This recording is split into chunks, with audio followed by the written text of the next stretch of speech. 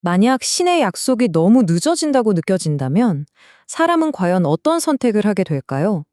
창세기 16장은 바로 그 질문에 대한 아주 극적인 대답을 담고 있습니다. 오늘은요, 그 약속을 기다리다 지친 한 가족이 내린 결정, 그리고 그 결정이 불러온 엄청난 파장에 대해 한번 깊이 들여다보겠습니다. 네, 바로 이 질문. 이게 아마 당시 아브람과 사레의 마음을 정말 무겁게 짓눌렀을 겁니다. 하늘의 별처럼 많은 후손을 주겠다는 약속은 받았는데 현실은 텅 비어 있었으니까요. 바로 이 약속과 현실 사이의 거대한 간극이 이 모든 갈등의 시작점이었습니다. 이 타임라인을 한번 보세요. 1년, 그리고 5년, 마침내 10년이라는 시간이 흘렀습니다. 매일 아침 희망을 품고 눈을 떴다가 매일 밤 절망감에 휩싸여 잠들었을 그런 시간이었겠죠. 이 10년이라는 기나긴 침묵이 결국 그들을 움직이게 만든 겁니다. 자, 그럼 먼저 이들이 마주했던 근본적인 문제가 뭔지부터 살펴보겠습니다. 이건 한마디로 신의 거대한 약속과 너무나도 인간적인 현실 사이의 충돌이었어요. 문제의 핵심은 바로 이거예요. 한쪽에는 별처럼 많은 자손을 주겠다는 신의 약속이 있고, 다른 한쪽에는 아이를 낳지 못하는 사례의 깊은 절망이 있었던 거죠. 이 간극은 시간이 흐를수록 점점 더 깊어졌고, 결국 그들의 믿음마저 흔들기 시작했습니다. 믿음이 흔들리는 바로 그 지점에서 그들은 결국 인간적인 해결책을 찾아 나섭니다. 그러니까 신의 시간을 기다리는 대신 자신들의 계획을 실행에 옮기기로 한 거죠. 결국 먼저 움직인 건 사례였습니다. 그녀는 자신의 여종 하갈을 남편에게 보내서 대를 잇게 하자 이런 제안을 하죠. 지금의 관점에서 보면 정말 상상하기 힘든 제안인데요. 그만큼 절박함이 만들어낸 계획이었던 겁니다. 이 계획이 지금 우리에겐 굉장히 충격적으로 들릴 수 있지만요. 당시 고대 근동의 문화 속으로 한번 들어가 보면 그림이 조금 달라집니다. 이건 그냥 한 여인의 절박함에서 나온 돌발 행동이 아니었어요.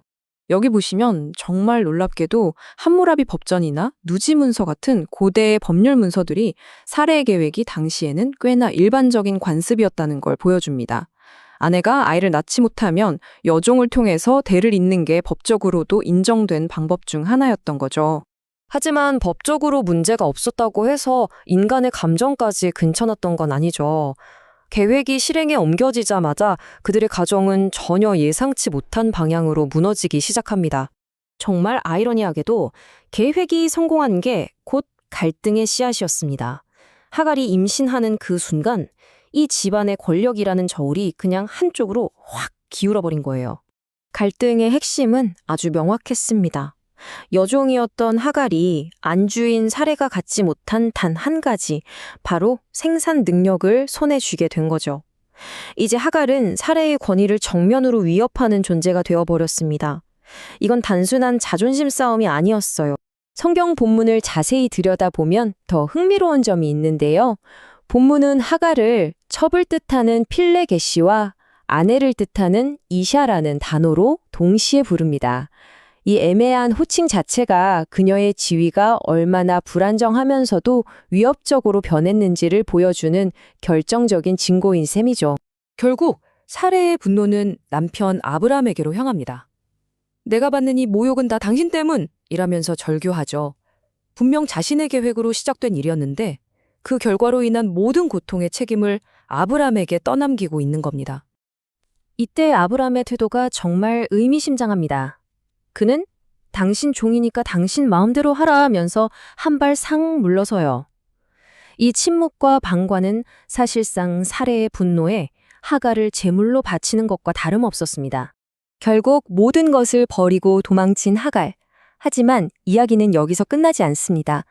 가장 낮은 곳으로 떨어진 그녀에게 아주 특별한 만남이 기다리고 있었거든요. 학대를 피해서 광야로 도망친 하갈.